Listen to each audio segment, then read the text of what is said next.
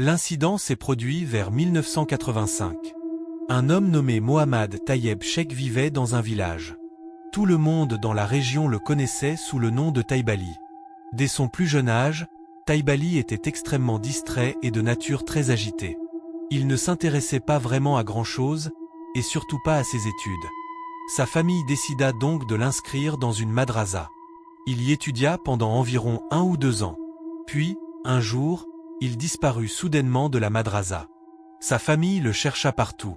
Ils interrogèrent leurs proches, leurs connaissances et tous ceux qui pouvaient avoir des informations sur lui. Mais personne ne parvint à retrouver la moindre trace de Taïbali. Puis, un jour, il rentra soudainement chez lui, de son propre chef. Lorsque sa famille lui demanda « Où étais-tu » Taïbali fut incapable de leur donner la moindre réponse. Il ne se souvenait ni de l'endroit où il était allé, ni des personnes avec lesquelles il avait été, ni de la manière dont il avait passé tous ses jours. Le plus étrange, c'est que cela commença à se reproduire régulièrement. De temps en temps, Taïbali quittait soudainement la maison et disparaissait pendant un certain temps. Puis, après quelques jours ou quelque temps, il revenait de lui-même. Mais chaque fois que sa famille lui demandait où il était allé, il était incapable de leur expliquer correctement où il avait été. Naturellement, sa famille commença à s'inquiéter sérieusement pour lui. Un jour, ils emmenèrent Taïbali voir un érudit religieux dans un village voisin. Ils lui expliquèrent tout ce qui concernait le comportement étrange du garçon. Le fait qu'il quittait soudainement la maison, disparaissait pendant un certain temps, puis revenait sans être capable de dire où il était allé. L'érudit religieux observa attentivement Taïbali. Après l'avoir examiné pendant un moment, il déclara « Je ne vois aucun problème grave chez ce garçon. Il est simplement un peu distrait de nature. En grandissant, tout cela finira progressivement par rentrer dans l'ordre. Beaucoup de garçons se comportent ainsi lorsqu'ils sont jeunes. Ils errent sans but, n'aiment pas étudier, aiment se promener et peuvent parfois partir soudainement d'un endroit pour aller ailleurs. » Puis il ajouta « Ce n'est pas un problème causé par un djinn. Et s'il est incapable de vous dire où il est allé, la raison est également très simple. Il est encore jeune. Lorsqu'il va quelque part, il ne retient probablement pas correctement le nom de l'endroit. C'est pour cela qu'il ne peut pas vous dire où il était. Laissez-le simplement être comme il est. Il n'y a aucune raison de trop vous inquiéter. Il n'y a aucun problème lié au djinn qui l'affecte. » Après avoir entendu les paroles de l'érudit religieux, la famille fut rassurée. Taïbali continua donc à vivre normalement. Rien dans son comportement ne semblait particulièrement étrange au point de pouvoir être considéré comme surnaturel. Plusieurs années passèrent ainsi. Puis arriva la terrible inondation de 1988. L'eau avait envahi les environs. Les villages étaient submergés, les routes et les moyens de communication avaient été détruits, et la vie quotidienne était devenue extrêmement difficile. À cette époque, Taïbali avait environ 16 ou 17 ans. Un jour, une fois encore, il quitta la maison et disparut. Mais cette fois, il ne revint pas. Les jours passèrent. Sa famille le chercha partout. Ils interrogèrent toutes les personnes qu'ils pouvaient. Ils cherchèrent dans les villages voisins ainsi que dans des endroits beaucoup plus éloignés, mais personne ne parvint à retrouver Taïbali. À l'extrémité du village se trouvaient plusieurs familles hindoues. Une vieille femme y vivait et pratiquait la médecine traditionnelle. Parmi les habitants du village, elle était connue pour quelque chose de très particulier. Les gens affirmaient qu'elle était extrêmement douée pour retrouver les personnes disparues. Lorsqu'une personne disparaissait, elle était supposée pouvoir dire où elle se trouvait. Les villageois racontaient également que lorsqu'un objet était volé, elle pouvait révéler l'endroit où le voleur l'avait caché, avec l'aide des djinns qui, selon les croyances locales, lui obéissaient. La famille de Taïbali connaissait déjà cette femme. Alors, après avoir épuisé toutes les autres possibilités, ils décidèrent de se rendre chez elle pour lui demander de l'aide. Ils lui racontèrent tout ce qui était arrivé à Taïbali. Après avoir écouté toute leur histoire, la vieille femme leur dit « Donnez-moi une journée ». La famille revint donc le lendemain pour savoir ce qu'elle avait découvert. La vieille femme leur déclara alors « Taïbali n'est pas dans les environs. Il est parti très loin. » Elle ajouta « Il se trouve quelque part dans un village de la grande région de Mymensingh. » Cependant, elle était incapable d'identifier le district exact, le sous-district ou le village dans lequel Taïbali se trouvait. Naturellement, Sa famille voulut savoir s'il existait un moyen de le faire revenir. La vieille femme les avertit alors. Pour l'instant, laissez-le là où il est. Le moment venu, lorsqu'il sera temps pour lui de se marier, il reviendra de lui-même. Et s'il ne revient pas volontairement, vous ne devez surtout pas essayer de le ramener par l'intermédiaire d'un rituel ou d'une quelconque intervention. Elle continua. Il est déjà naturellement très distrait. Si vous le ramenez de force maintenant, cela pourrait avoir de graves conséquences sur son esprit. Il pourrait même perdre l'équilibre mental. Alors, laissez-le rester là où il est. Inch'Allah, lorsque le moment sera venu, il reviendra de lui-même. Après avoir entendu cela, la famille se sentit quelque peu rassurée. Mais en même temps, une question restait dans leur esprit. Quand ce moment allait-il réellement arriver? Quand Taïbali atteindrait-il l'âge de se marier? Quand allait-il revenir? Personne ne le savait. Mais quelque chose d'à peine croyable se produisit. 8 ou 9 mois plus tard, Taïbali rentra effectivement chez lui. Personne ne l'avait ramené. Personne n'avait effectué de rituel pour le faire revenir. Il était revenu de lui-même. Et le plus étrange, c'est qu'il semblait parfaitement normal. Son comportement était tout à fait normal. Il n'y avait plus aucune trace de cette étrange distraction qu'il avait autrefois. Rien dans son attitude ne paraissait anormal. En le regardant, personne n'aurait pu imaginer qu'il était resté absent pendant autant de mois. Après son retour, Taïbali dit à son père : « Père, je n'ai pas réussi à poursuivre mes études. Je veux élever des poissons. Je veux commencer une activité de pisciculture. Aidez-moi, s'il vous plaît. » Son père fut extrêmement heureux d'entendre cela. Pendant des années, la famille s'était inquiétée de l'avenir de Taïbali. Il n'avait jamais réussi à l'intéresser réellement à un travail particulier. Mais maintenant, au moins, il avait trouvé quelque chose qu'il voulait vraiment faire. La famille possédait son propre étang. Avec l'aide des autres membres de la famille, Taïbali nettoya l'étang et le prépara pour l'élevage de poissons. Puis ils y relâchèrent des alevins.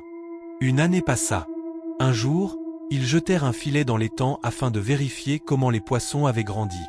Mais lorsqu'ils tirèrent le filet hors de l'eau, tout le monde resta sous le choc.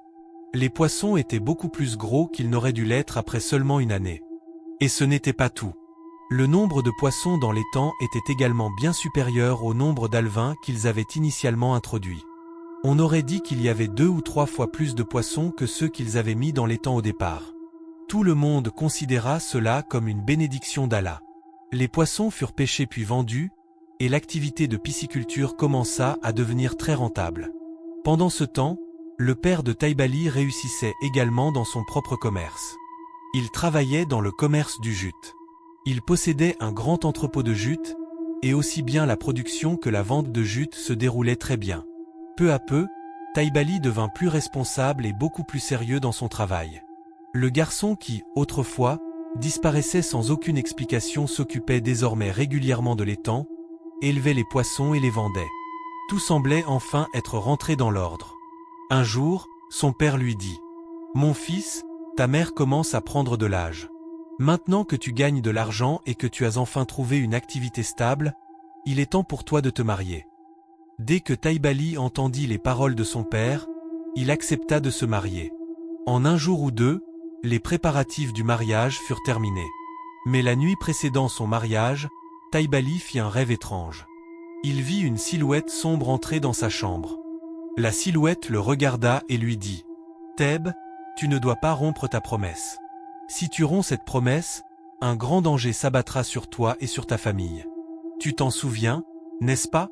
Tu te souviens de la promesse que tu avais faite ? » Puis la silhouette ajouta : « Quoi qu'il arrive, ne romps pas ta promesse. Allah n'aime pas ceux qui ne tiennent pas leurs promesses. » Taïbali considéra ce rêve comme un simple cauchemar et n'y accorda aucune importance. Le lendemain, son mariage eut lieu. Tout se déroula normalement. La cérémonie se termina sans aucun problème. 3 ou 4 années passèrent après son mariage. Mais Taïbali et sa femme n'avaient toujours pas d'enfants. Les années passèrent sans qu'ils aient le moindre enfant. Taïbali essaya différentes méthodes de médecine traditionnelle et divers rituels. Mais rien ne semblait fonctionner. À cette époque, dans les régions rurales, les gens avaient souvent recours aux guérisseurs traditionnels et aux remèdes spirituels pour ce genre de problème. Puis, progressivement, un autre phénomène étrange commença à se produire. Le nombre de poissons dans l'étang commença à diminuer. Et dans l'étable, des vaches et des chèvres commencèrent soudainement à disparaître. Les portes étaient pourtant correctement fermées et verrouillées de l'extérieur. L'étable restait parfaitement sécurisée. Et malgré cela, d'une manière inexplicable, les vaches et les chèvres disparaissaient tout simplement. Personne ne comprenait comment cela pouvait arriver. Pendant ce temps, la santé de la femme de Taïbali commença à se détériorer jour après jour. Au même moment, le père de Taïbali possédait un grand entrepôt de jute dans un marché situé à proximité. Puis, une nuit, un incendie se déclara soudainement dans l'entrepôt. L'ensemble du bâtiment, ainsi que tout le jute qui s'y trouvait, fut entièrement réduit en cendres.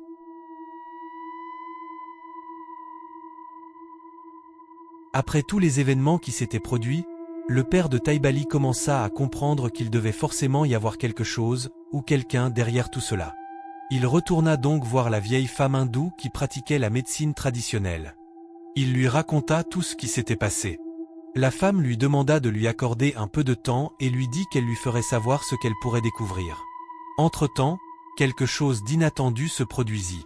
La femme de Taïbali tomba enceinte. Taïbali était extrêmement heureux. Après toutes ces années, il allait enfin devenir père. 2 ou 3 jours plus tard, la vieille femme fit parvenir un message au père de Taïbali pour lui demander de venir la voir. Il se rendit auprès d'elle. La femme lui dit alors: « Ce n'est pas un être humain qui fait cela. » Elle marqua une pause, puis ajouta: « Mais je ne peux pas non plus affirmer avec certitude qu'il s'agit d'un djinn. » Elle expliqua: « Les djinns qui sont liés à moi sont eux aussi très puissants. Mais même n'ont pas réussi à obtenir suffisamment d'informations pour que nous puissions dire quoi que ce soit avec certitude. Cependant, ils ont dit qu'il y avait ici une sorte de force avec laquelle ils sont absolument incapables d'entrer en contact. Autrement dit, ils ne peuvent pas communiquer avec elle. Même les djinns sont incapables de l'atteindre. Quelle que soit cette force, elle semble être d'une puissance inhabituelle. Mais nous sommes incapables de communiquer avec elle. » À ce moment-là, il devenait extrêmement difficile de déterminer si ce qu'il racontait était réellement vrai ou s'il ne s'agissait que de suppositions. La vieille femme elle-même admit que ces djinns ne faisaient qu'une hypothèse. Elle dit: « Mes djinns eux-mêmes n'en sont pas certains. Ils ne font qu'émettre une supposition basée sur ce qu'ils ont pu comprendre. » Puis elle ajouta: « Et quoi que ce soit qui se passe ici, cela dépasse mes capacités. » Elle ne pouvait rien faire. Le père de Taïbali fut profondément déçu. Cette femme était considérée comme l'une des personnes les plus compétentes des villages environnants lorsqu'il s'agissait de résoudre des problèmes inhabituels grâce aux méthodes traditionnelles. Mais même elle disait qu'elle était incapable de résoudre celui-ci. La question restait donc entière. Que pouvait-il faire? Comment pouvait-il résoudre ce problème? Pendant ce temps, les jours continuaient de passer. Et les problèmes ne faisaient qu'empirer. Au Bangladesh, il existe une tradition suivie par de nombreuses familles. Lorsqu'une femme attend son premier enfant, elle retourne souvent chez ses parents pour y accoucher. En suivant cette tradition, la femme de Taïbali fut donc envoyée chez sa mère pour donner naissance à son enfant. Pendant ce temps, Taïbali, son père et les habitants de leur entourage continuaient à discuter des phénomènes étranges qui se produisaient. Tout le monde essayait de comprendre pourquoi toutes ces choses arrivaient. À un moment donné, ils décidèrent de vendre tous les poissons de l'étang. Ils préparèrent tout le nécessaire et jetèrent un grand filet de pêche dans l'eau. Tout le monde pouvait clairement voir qu'il y avait des poissons dans l'étang. Les poissons nageaient dans toutes les directions. On pouvait les voir bouger et éclabousser l'eau. Certains remontaient même jusqu'à la surface. Mais lorsque le filet fut finalement retiré de l'eau, il n'y avait pas un seul poisson dedans. Tout le monde resta sans voix. Ils n'arrivaient pas à croire ce qu'ils voyaient. Les poissons étaient clairement présents dans l'eau. Alors comment était-il possible que pas même un seul poisson ne se soit retrouvé dans le filet? Ils jetèrent le filet une deuxième fois. La même chose se produisit. Pas un seul poisson. Ils recommencèrent. Encore une fois, rien. À ce moment-là, tout le monde commença à soupçonner qu'un mystère beaucoup plus complexe se cachait derrière tout cela. Pourquoi les poissons ne se faisaient-ils pas attraper? Pourquoi semblaient-ils disparaître? Et surtout, que se passait-il réellement dans cette eau? Puis, une nuit, le père de Taïbali fit un autre rêve étrange. Dans son rêve, il vit une silhouette sombre debout à l'intérieur de sa chambre. La silhouette le regarda et lui dit « Ton fils a rompu sa promesse. » Puis elle ajouta « Vous ne pourrez jamais échapper à cela. » Le père de Taïbali se réveilla profondément perturbé. Mais même après son réveil, il ne comprenait toujours pas ce que ce rêve signifiait. Était-ce simplement un cauchemar? Ou bien quelqu'un ou quelque chose essayait-il réellement de lui transmettre un avertissement? Il n'avait aucune réponse. Pendant ce temps, des nouvelles arrivèrent de la maison de la mère de la femme de Taïbali. Elle s'y était rendue pour donner naissance à son enfant. À cette époque, les téléphones portables et les moyens de communication instantanée n'existaient pas encore. Les nouvelles ne pouvaient donc pas circuler rapidement. Lorsque le premier message et lorsque Taïbali apprit la nouvelle de la mort de sa femme, tout changea. Taïbali aimait profondément sa femme. Il partageait beaucoup de choses avec elle et lui parlait de tout. Alors, dès qu'il apprit qu'elle était morte, il perdit complètement le contrôle de lui-même. Il devint comme un homme devenu fou. Il se mit à courir sans but, comme si ses sens ne fonctionnaient plus correctement. Sa femme était morte et il voulait aller la voir, mais son esprit ne fonctionnait désormais plus normalement. Le choc de la mort de sa femme l'avait complètement brisé. Pendant ce temps, après avoir appris la mort de sa belle-fille, le père de Taïbali commença enfin à faire le lien entre tous les événements. Il se demanda « Mais que se passe-t-il réellement? J'ai fait ce rêve étrange. La silhouette dans mon rêve disait qu'une promesse avait été rompue. Mais quelle promesse? Qui l'a rompue? Comment cela s'est-il produit? Je dois absolument le découvrir. » Il se rendit donc auprès de l'imam d'une mosquée située dans les environs et lui raconta tout ce qui s'était passé. L'imam l'écouta attentivement. Après avoir entendu toute l'histoire, il lui demanda quelques jours de temps. Il lui dit « Ce n'est pas quelque chose que je peux expliquer immédiatement. Je dois enquêter et découvrir ce qui se passe réellement. Laissez-moi essayer d'obtenir des informations grâce aux djinns qui sont sous mon autorité. Ensuite, je vous ferai savoir ce que j'aurai découvert. » Mais dès le lendemain, l'imam envoya soudainement un message au père de Taïbali pour lui demander de venir le voir le plus rapidement possible. Lorsqu'il arriva, il remarqua immédiatement quelque chose dans le visage de l'imam. Il y avait de la peur dans ses yeux. L'imam lui dit alors « Le djinn qui cause tous ces malheurs à votre famille n'est pas un djinn ordinaire. J'ai envoyé certains des djinns qui m'obéissent afin qu'ils enquêtent sur les raisons pour lesquelles ce djinn agit ainsi et sur ce qui se cache derrière tout cela. Mais alors qu'il tentait de recueillir des informations, l'un de mes djinns a été tué. Je ne comprends toujours pas pourquoi mon djinn a été tué. Cependant, j'ai pu confirmer une chose. Ce n'est pas un djinn maléfique. C'est un djinn musulman. C'est un djinn qui accomplit ses prières et respecte les pratiques religieuses. » Puis l'imam ajouta « Mais alors, pourquoi mon djinn a-t-il été tué lorsque je l'ai envoyé recueillir des informations auprès de lui ? Moi-même, je suis profondément effrayé par cette situation. Je n'ai pas réussi à découvrir quoi que ce soit de plus, et je ne possède ni les connaissances ni les capacités nécessaires pour affronter ce djinn. » En entendant cela, le père de Taïbali eut l'impression que le ciel venait de lui tomber sur la tête. Il demanda « Mais alors, que sommes-nous censés faire? Si même vous ne pouvez pas résoudre ce problème, comment pourra-t-il un jour être réglé ?» L'imam répondit « Moi aussi, je veux savoir ce qui se passe réellement ici. Mais ce problème dépasse mes capacités. » Puis il ajouta « Cependant, je peux vous donner l'adresse de quelqu'un. C'est l'un de mes élèves. Vous devriez aller le voir. » L'imam prit alors un petit morceau de papier et écrivit quelques lignes. C'était une courte lettre destinée à son élève. Il la remit au père de Taïbali et lui demanda de l'emporter avec lui. Le jour même, le père de Taïbali partit avec un autre membre de la famille. L'endroit était assez éloigné de leur maison. Ils finirent par arriver dans une région rurale où se trouvait une petite madrasa et une mosquée. Ils savaient déjà qu'un de leurs proches vivait non loin de là, ce qui leur permit de trouver l'endroit un peu plus facilement. Lorsqu'ils arrivèrent finalement à la mosquée et virent l'imam, ils furent complètement stupéfaits. L'imam était extrêmement jeune. Il ne semblait pas avoir plus de 14 ou 15 ans, 16 ans tout au plus. Le père de Taïbali avait du mal à y croire. Il se dit « Comment un garçon aussi jeune pourrait-il résoudre un problème pareil ?» Il existait des hommes beaucoup plus âgés et beaucoup plus expérimentés, qui avaient passé des années à traiter ce genre de problème, et pourtant aucun d'entre eux n'avait réussi à apporter de réponse. Alors comment ce jeune garçon pourrait-il réussir là où les autres avaient échoué? Mais il finit par se dire: peu importe son âge. Je ne dois pas le juger sur son apparence ou son âge. J'ai besoin d'une solution. Ils s'approchèrent donc du jeune imam, le saluèrent et lui remirent la lettre. Ils lui expliquèrent: votre professeur nous a remis ceci pour vous. Le jeune imam lut attentivement la lettre. Puis il dit simplement: vous pouvez rentrer chez vous pour le moment.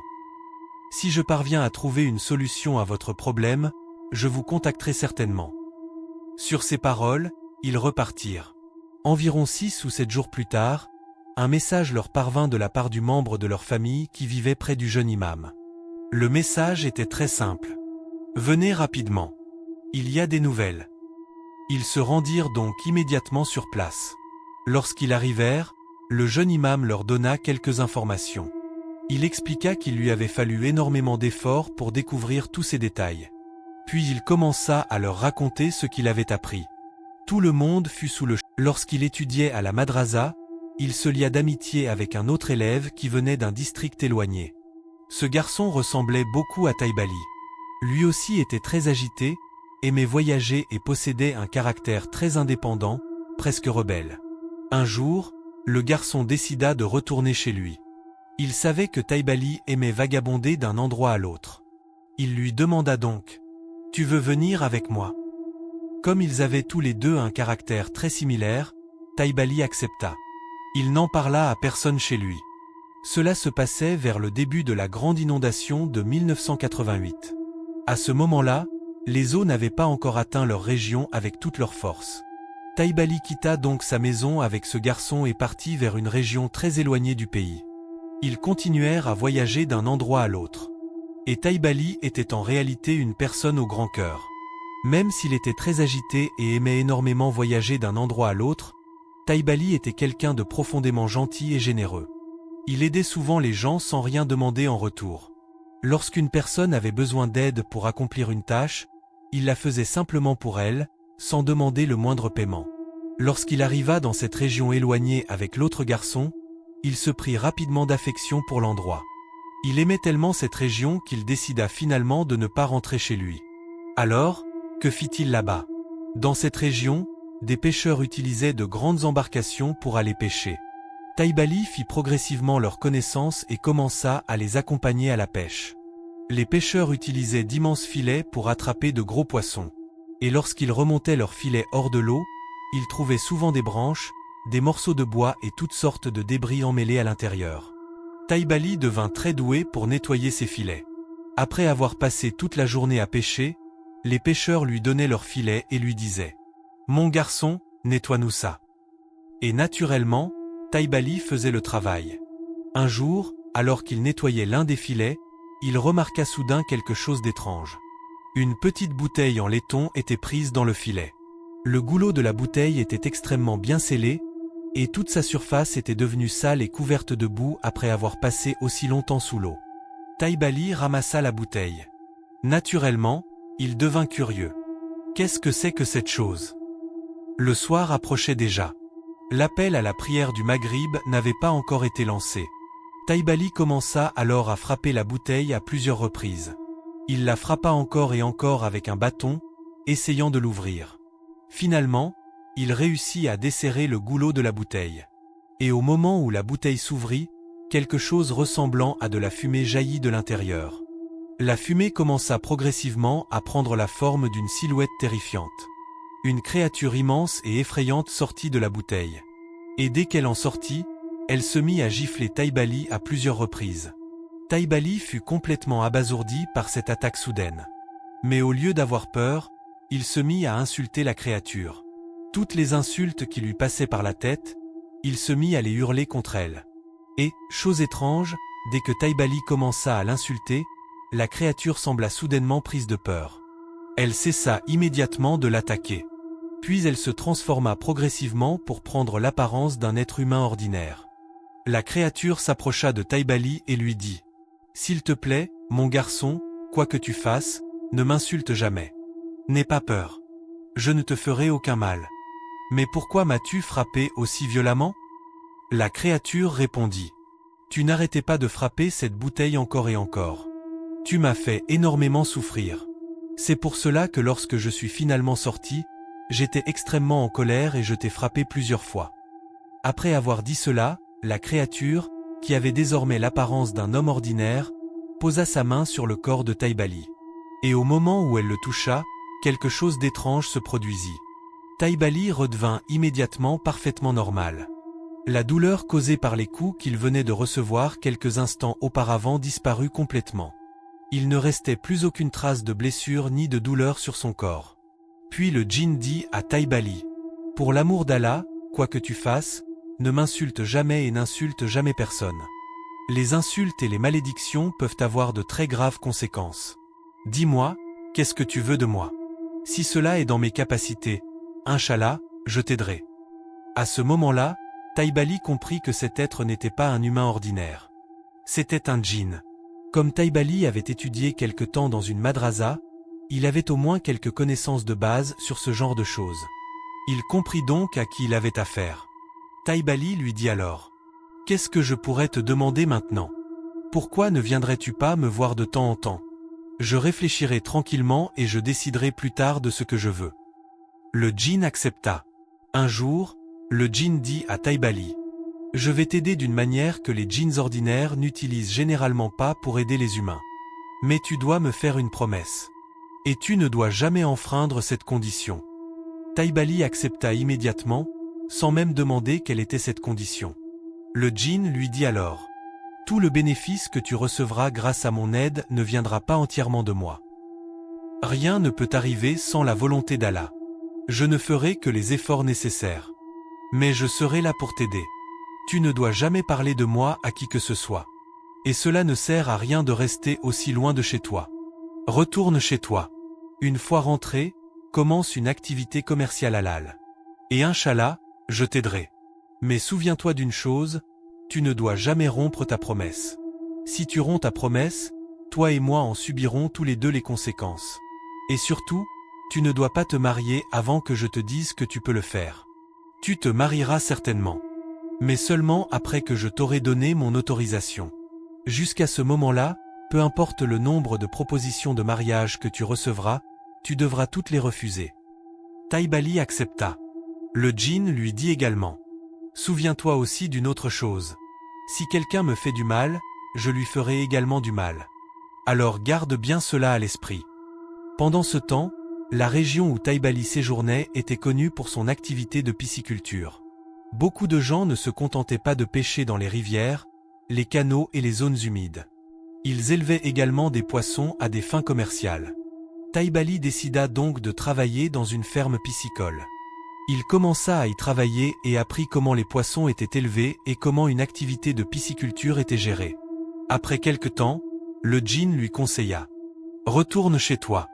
Retourne auprès de ta famille et commence un commerce de poissons. » À cette époque, Taïbali travaillait sur un bateau de pêche. Bien sûr, il avait besoin de nourriture pour survivre.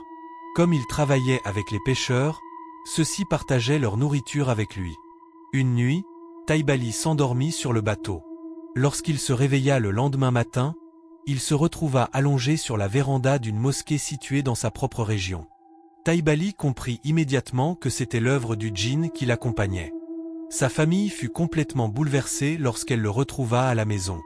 C'est ainsi que Taïbali rentra chez lui après avoir été absent pendant environ 8 ou 9 mois, cette même disparition qui avait poussé toute sa famille à le chercher partout. Après son retour, il commença à mener une vie tout à fait normale. La distraction et l'agitation qu'il avait autrefois caractérisées avaient complètement disparu. Il devint plus posé et se concentra davantage sur sa vie. Puis il dit à son père, « Je veux commencer un commerce de poissons. » Comme il avait appris comment élever des poissons, son père fut heureux de le soutenir. Mais plus tard, lorsqu'une proposition de mariage fut faite pour Taïbali, il oublia la condition que le djinn lui avait imposée. Pour une raison quelconque, il ne prit pas cet avertissement au sérieux. Il accepta de se marier. Et c'est ce mariage qui rendit le djinn extrêmement furieux. Mais pourquoi le djinn était-il tellement en colère parce que Taïbali s'était marié? Le djinn lui avait déjà expliqué que Taïbali était encore trop jeune pour garder certaines choses secrètes. Il n'avait pas encore atteint l'âge ni la maturité nécessaire pour être capable de garder ses secrets sans danger. Le djinn avait peur que Taïbali raconte à sa femme tout ce qui le concernait. Et si Taïbali révélait ses secrets, cela pourrait provoquer toutes sortes de problèmes. Cela pourrait nuire au djinn, mais également causer de graves conséquences pour Taïbali lui-même. C'est pour cette raison que le djinn lui avait expressément demandé d'attendre le bon moment. Il pourrait se marier, mais uniquement après que le djinn lui en aurait donné la permission. Voilà la véritable raison de l'avertissement du djinn. Mais il y avait un problème majeur. Taïbali aimait profondément sa femme. Et parce qu'il lui faisait énormément confiance, il finit par lui révéler tous ses secrets. Il lui raconta tout au sujet du djinn. Et c'est précisément cela qui rendit le djinn extrêmement furieux. Selon l'histoire, ce serait également la raison pour laquelle Taïbali et sa femme furent incapables d'avoir des enfants au début. Puis, progressivement, son activité commerciale commença à rencontrer des difficultés. Les problèmes commencèrent à apparaître les uns après les autres. Finalement, l'entrepôt de jute du père de Taïbali prit feu et fut complètement détruit. De plus en plus de phénomènes étranges commencèrent alors à se produire. Puis le djinn révéla une autre information terrifiante. Le djinn expliqua qu'il était un djinn musulman. Mais il appartenait à une race particulière de djinns connue sous le nom de racines. Selon ce que le djinn expliqua à Taïbali, les djinns de cette race ne servaient personne d'autre qu'Allah. Ils n'aimaient pas être les serviteurs des êtres humains et n'acceptaient aucun maître humain. Le djinn expliqua ensuite comment il s'était retrouvé à l'intérieur de cette bouteille. Selon lui, à cause d'une erreur qu'il avait commise, un érudit musulman l'avait enfermé à l'intérieur d'une bouteille. La bouteille avait ensuite été jetée dans la mer. Il était resté prisonnier à l'intérieur pendant près de 2000 ans. Durant cette immense période, la bouteille avait dérivé sous la mer. À un moment donné, un poisson avait avalé la bouteille. Plus tard, ce poisson avait été mangé par un autre poisson, et d'une manière ou d'une autre, la bouteille avait finalement été rejetée hors du corps du poisson. Ce poisson finit par mourir, et la bouteille fut de nouveau emportée par les courants sous-marins. Les courants marins l'emportèrent ainsi d'un endroit à l'autre. Finalement, la bouteille se retrouva à l'intérieur d'un autre poisson. Et cela continua ainsi pendant des générations. La bouteille fut transportée sous la mer et passa successivement à travers le corps de différents poissons. Alors que la bouteille continuait de dériver dans la mer, elle finit par traverser l'océan Indien, et d'une manière ou d'une autre, se rapprocha de la région où Taïbali séjournait à cette époque. Pendant près de 2000 ans, la bouteille avait été transportée d'un endroit à l'autre par les courants sous-marins. Finalement, elle arriva dans cette région. Et un jour, elle se retrouva prise dans le filet des pêcheurs. C'est Taïbali qui la trouva et l'ouvrit. C'est ainsi que le djinn fut finalement libéré de la bouteille. Le djinn révéla également une autre information importante au jeune imam. Selon lui, les djinns appartenant à la race des Inns ne partageaient jamais leurs informations avec les djinns d'autres races. Ils ne partageaient des informations qu'avec les djinns appartenant à leur propre communauté, leur propre tribu ou leur propre race. Lorsqu'un djinn d'une autre race s'approchait d'eux et essayait d'obtenir des informations, ils devenaient extrêmement en colère. Et si ce djinn insistait à plusieurs reprises et continuait de leur demander de révéler ce qu'ils savaient, ils pouvaient devenir agressifs et passer à l'attaque. C'est exactement ce qui s'était produit auparavant. Le djinn envoyé par le maître du jeune imam avait insisté à plusieurs reprises auprès du djinn de la race des Inns afin qu'il lui révèle certaines informations. Il continuait à lui demander avec insistance de révéler ce qu'il savait. Mais cela allait complètement à l'encontre des principes des djinns de la race des Inns. Il ne partageait aucune information avec les djinns appartenant à d'autres races. C'est pour cette raison que le djinn de la race des Inns s'était mis en colère et avait attaqué l'autre djinn, allant finalement jusqu'à le tuer. Le jeune imam lui-même était une personne extrêmement pieuse et spirituellement accomplie. Bien qu'il fût très jeune, Allah l'avait élevé à un niveau de discipline spirituelle et de caractère tel que de nombreux djinns puissants venaient à lui et le saluaient avec respect. Parmi eux se trouvaient également des djinns appartenant à la race des Inns. C'est grâce à l'un de ces djinns de la race des Inns que le jeune imam parvint à entrer en contact avec le djinn lié à Taïbali. Et c'est ce djinn lui-même qui révéla toutes ces informations au jeune imam. Mais une question beaucoup plus difficile se posait maintenant. Quelle était la solution ? La situation était extrêmement complexe. Après avoir appris tout cela, le jeune imam demanda d'abord au djinn de partir. Mais le père de Taïbali le supplia. Il lui dit « Monsieur, il doit forcément y avoir une solution. Mon fils va-t-il rester comme ça pour toujours? S'il vous plaît, faites quelque chose. Trouvez une solution pour lui. » Le jeune imam rappela alors le djinn. Le djinn revint. Cette fois, il expliqua quelque chose d'important. Il dit qu'il n'avait pas réellement rendu Taïbali mentalement instable. Taïbali était devenu ainsi à cause du chagrin immense provoqué par la mort de sa femme. Le djinn ne l'avait pas rendu fou. Il admit cependant qu'il avait provoqué certains événements dans le passé. Et selon lui, la mort de la femme de Taïbali était également liée à ses actions. La nuit où la femme de Taïbali donna naissance à leur enfant, le djinn de la race des Inns apparut devant elle sous sa véritable apparence. Lorsqu'elle vit le djinn, elle fut tellement terrifiée qu'elle mourut. Cependant, le djinn affirma qu'il n'avait jamais imaginé qu'elle mourrait de cette manière. Il n'avait pas eu l'intention de provoquer sa mort. Quant à Taïbali lui-même, le djinn affirma qu'il ne lui avait pas directement fait de mal. Puis le djinn déclara « Par la miséricorde d'Allah, Inch'Allah, Taïbali guérira. Son état n'a pas été causé par un djinn. Et de mon côté, je ferai tout ce qui est en mon pouvoir pour l'aider à retrouver son état normal. » Mais selon le djinn, il n'existait qu'une seule solution. Il leur expliqua que Taïbali devait rendre les poissons de son étang accessibles à tout le monde. Les poissons ne devaient plus être considérés comme quelque chose réservé uniquement à Taïbali ou à sa famille. Tout le monde devait être autorisé à manger ces poissons. Le djinn affirma que si cela était fait, Taïbali retrouverait progressivement son état normal. Le djinn conseilla également à la famille d'emmener Taïbali chez un médecin afin qu'il reçoive un traitement. Il précisa qu'il essaierait lui aussi, de son côté, d'aider Taïbali à se rétablir. La famille suivit ses conseils. Et, selon l'histoire, Taïbali finit par se rétablir. Son état revint progressivement à la normale. Après tout ce qu'il avait traversé, les années de disparition, le mystérieux djinn, la promesse, le mariage, la perte de sa femme et tous les événements étranges qui avaient marqué sa vie, cette terrible épreuve finit enfin par prendre fin. Et c'est ainsi que se termine l'histoire de Taïbali.